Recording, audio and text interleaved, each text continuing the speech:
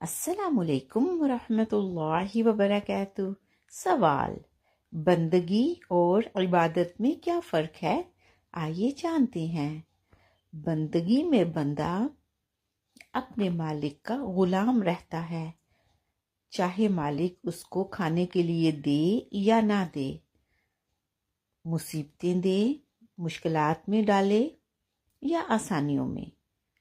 वो गुलाम बंदगी करता रहता है, उसको कोई फ़र्क नहीं पड़ता कि वो मुश्किल में है, उसको खाने को मिल रहा है या नहीं।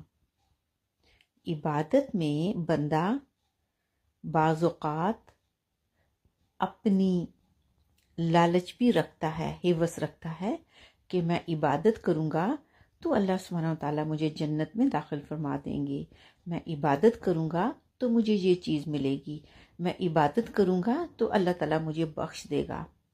तो बंदगी और इबादत में ये फ़र्क होता है। शुक्रन।